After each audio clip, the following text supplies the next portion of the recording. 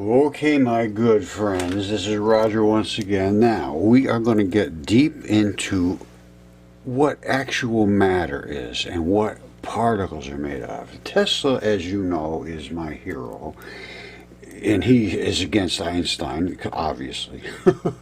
Anyway, I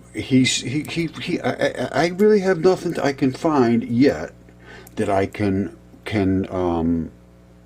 say is wrong that he's talking about. Everything he said, so far what I've gotten from him, I understand as being looking pretty correct. Now, I have a new understanding of the nature of the nucleus and how it's going to react. And the nucleus is made, well, everything is made of the tiniest particles, which are electrons. And electrons have a positive and negative side. One of them is explosive and one of them is not explosive in the positive and negatives.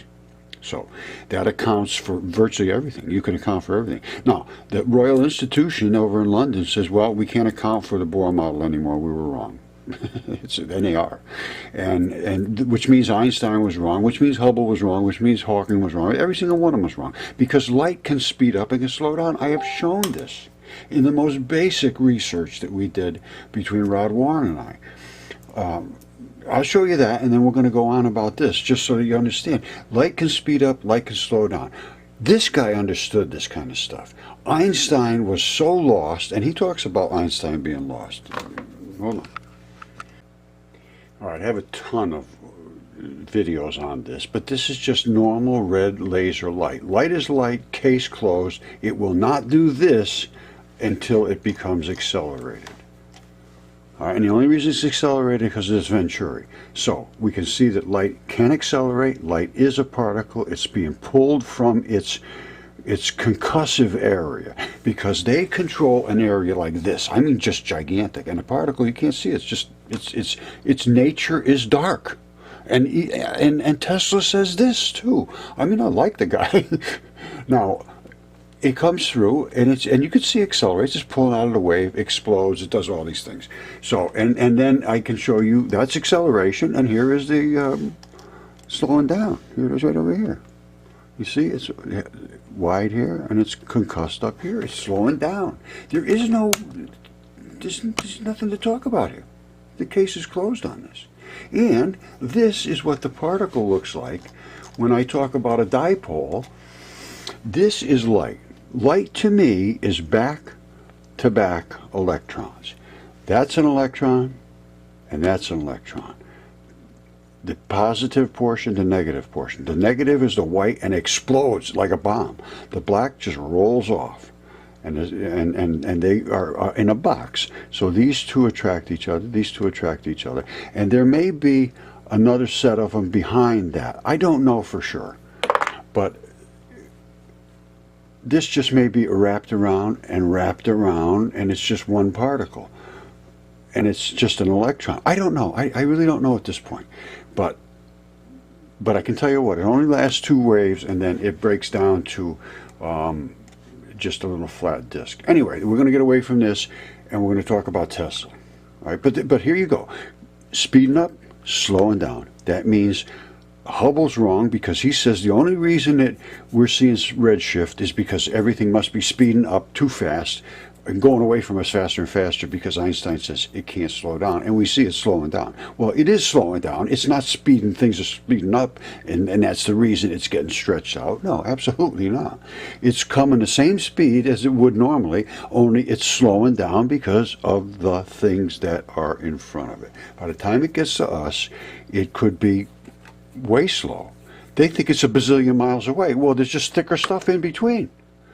It could be right down the street. They have no clue where we are now, none whatsoever, because of a speeding up and slowing down, and because it depends on the density of the product that it's going through, how much it speeds up or slows down. So, we're lost in space. Okay, this goes back a couple of years. Peter King, he doesn't have too many subscribers, but I subscribed. I don't know. This is very good. I like Tesla. I love Tesla. I'm just going to use some clips from him. And again, it's Peter King, and And it's nicely done, and I appreciate being able to use anything from anyone. And anyone is perfectly willing to, is capable of using anything that I have. You know, just mention, like I said, I showed it where it came from, just mention where mine came from. And don't try to twist my words, which I won't try to twist his words. This is about Tesla.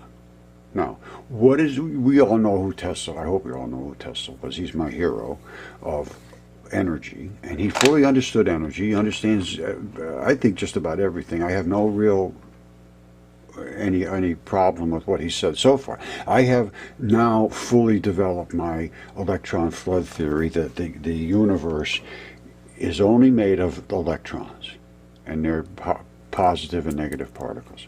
Now, let's see what Tesla has to say, because he's pretty close to what I'm saying. Now, let's come back here. It says, your admirers are complaining that you're attacking relativity. Your assertion is strange that the matter has no energy. Everything is imbued with energy where it is. All right, so it's wherever it is, it already has its energy. All right. Your assertion is strange that the matter has no energy. Everything is imbued with energy. Where is it? First was energy, then matter.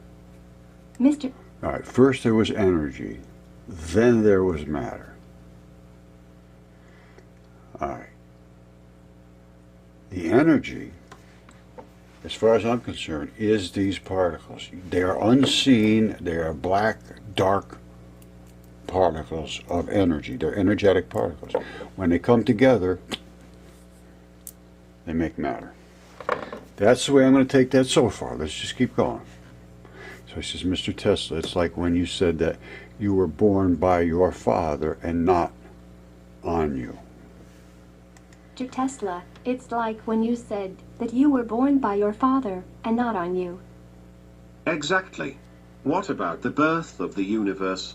Matter is created from the original and eternal energy that we know as light. All right, and this is what we're talking about. Everything is light. Everything is, this is it right here. I like this guy. And it's all from the eternal, never-ending light that is here, and the only reason it gets imbued with energy is because it's in momentum. That's the way I'm going to take it so far. Here we go. It shone, and there have been appear star, the planets, man, and everything on the earth, and in the universe. Matter is an expression of infinite forms of light, because energy is older than it. There are 4 laws of creation. The first is that the source of all the baffling, dark plot that the mind cannot conceive or mathematics measure, in that plot fit the whole universe. The second law is spreading a... All right, well, it sounds to me like the first law says that everything's inside of a place that you can't understand. The second law is spreading a darkness. Darkness, which is the true nature of light. And that is correct. Light is not light until it concusses. I've said this a billion, and I can show it. I've shown it a billion times. So it's light is transformed. This is exactly what he's saying. Let's go back just a second here. I don't mean to keep interrupting him, but I like what he's saying. In that plot fit the whole universe. The second law is spreading a darkness, which is the true nature of light, from the inexplicable, and it's transformed into the light. The third law is the necessity of the light to become a matter of light. The fourth law is no beginning and no end. 3 previous laws always take place, and the creation is eternal. All right, and all of that 100% makes sense if you can get to the point where God created all the particles. He says, okay, here's what I'm going to do. I'm going to put a bazillion, trillion, quadrillion times a bazillion, quillion blah, blah, particles into the universe. And that is going to be the energy. Now, they're going to go flying around and banging around and boom and a bit, bit, bit, and they will eventually hit each other and they start to attract and coalesce and come together, and then they will do what God set up, some kind of mathematical vibrational stability zones. I just made that up. Now, what are these zones? There's a bazillion particles in every one of these elements. So when you say hydrogen, you say, oh, well, that's only got one proton and one electron. No, absolutely not. That has a bazillion little particles, which are the dipole electrons, and they all coalesce together in the center until they add up to approximately, I think it's 1837 or so, and then it will have still enough positive pull towards this nucleus to try to drag in more electrons, only one. And that one will surround this nucleus, and that's what's called hydrogen. But there'll be a bazillion in the center. And then as you go up into helium and all the way up into gold and all lead and all that, you add so many electrons that you have literally tens of thousands of particles that when you do chemistry and you make from one molecule to another, and they have to kick off some extra electrons and add another chunk over here to a little electron that's hanging off this way, and then you have another molecule. Well, when that's happening, they're doing all of these things are going everywhere, and then all of a sudden, boop, it locks into that other molecule. So we have elegance here that they've never expected, and they call it. There's all kinds of these ACE, reductase, protease, and all these different ACE things, which are molecule breakers. They go and they break molecules, and then as they break, they recombine. Because once this is broken, it's looking for something to grab onto, and if it finds it there, it's good. If it finds it out there, that's good. But it's got to find the attachment spot that works for that particle. And then you build these elegant molecules. And these molecules literally are designed by God to do a job. And who actually constructs the molecules? Let's talk about the real things that are in charge. Bacteria. Oh, Roger, come on, bacteria. Absolutely. Bacteria can kill you and they can heal you. And how do they do that, Roger? Well, those bacteria set up shop in your membranes, in your guts, and everywhere else. And as your food passes by, they eat it and they poop all kind of things. And they protect themselves with slime and mucus. So if you eat something that's going to burn into you, they protect you by protecting themselves. Then in addition, every strain, and there is a bazillion different strains of different bacteria.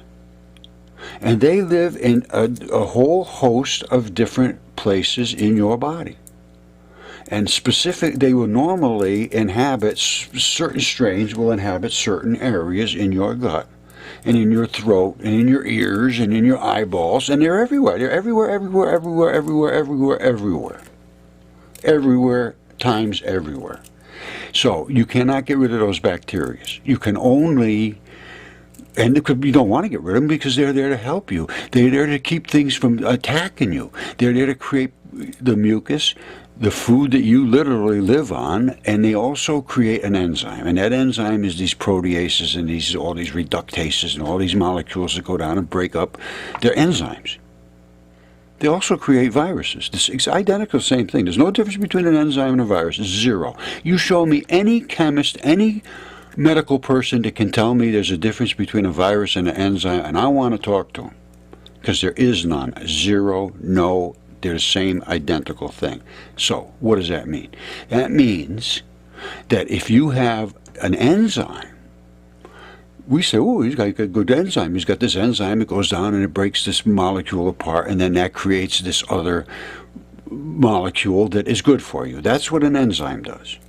A virus goes down, exactly the same thing. It's a little program. It invades a cell. The cell says, what do you want me to do? It says, read the program. The program says, here's what I want you to do. Here's an antigen, which is an address, attached to a payload, which is the antibody. It says, make a whole batch of these things, send them out. That address will go roam your body until it finds something. It'll deliver that payload, and the payload will break that molecule.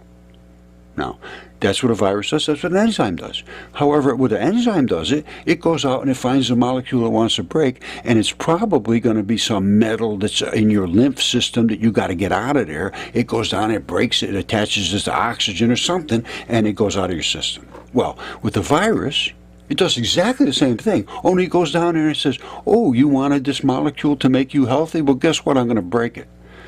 And it just keeps breaking them.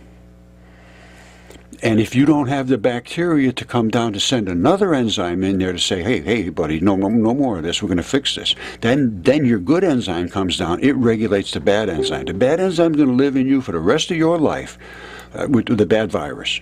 And if you can't keep it under control, you're going to be sick, you're going to be chronically ill, you're going to be unhealthy every day, you're going to get worse and worse and worse and worse, and then your immune system's going to say, hey, this guy's just getting terribly ill, we got to do something. They say, well, give him everything you got, throw a cytokine storm at him. Who the hell knows? You're like a shotgun approach, brrr, machine guns. And the next thing you know, you're dead. Because your body has attacked yourself. Well, his body attacked himself for no reason whatsoever. No. You got to get that bacteria in there to protect you before your body comes to kill you. It's that simple. It really is, and it's not hard to understand here at all. And I've been trying to find people that are taking antibiotics because almost everybody's microbiome, they call it, your gut and all that business, it's damaged. There's glyphosate, which is a herbicide that everybody eats every day. You cannot stop eating it. I don't think there's a human being alive who can get away from eating glyphosate every day. Or let me put it that way, most people are getting that glyphosate. And in my world, that is a herbicide. It will kill you, the bacteria that's in you. And if it does, there's your gut problems. Now, antibiotics, same thing, damage your gut. It's very hard to rebuild your gut. So, I got to be honest with you, I don't know how I started running off on this, but there are things that, the people are unhealthy because their guts are unhealthy. And if you don't get that going and creating the chemistry inside your body, you're going to be unhealthy. And I know how I got it, because all these reductases and proteases and all these things that break molecules are identical. The good ones are identical to the bad ones. You just got to keep them in check. Case closed. All right, now I know I went a little off the page there with Tesla and energy, but really everything is chemistry. Now, Dr. Stephanie Seneff is one of the top chemists in the entire world. She's the senior research scientist at MIT, and she is very good. I have contacted her about the glyphosate, and she has a little different take than mine. Her deal is glyphosate mimics chemistry that is in your body that's so close that it makes you sick because it takes over those molecules. That's the way I think she's talking. She's in the chemistry realm. I am in the death of bacteria realm. So, but it doesn't make any difference. The two of them are the same, and it's glyphosate, and they spray that on the grain the day they could harvest it almost, so that it dries out, so they don't have to do certain drying things to it, and then you eat it. So one way or the other, you're getting this glyphosate, as far as I'm concerned, and that is Roundup. That's the weed killer, Roundup. So if it kills weeds in the ground, I would imagine it's going to kill your bacteria in you, and you're eating right off they spray it to desiccate it, called. You should just start doing some research, and you look into this. It scared the hell out of you. Okay, as you know, I post daily, and today was about Tesla and about the particles that God created, which were all the particles, and then they constructed the matter after that. Now, I believe God created the particles, and he also created the bacteria, because the bacteria are the things that construct everything that we have right now. In my mind, I don't think that anything would be here if it wasn't for the bacteria.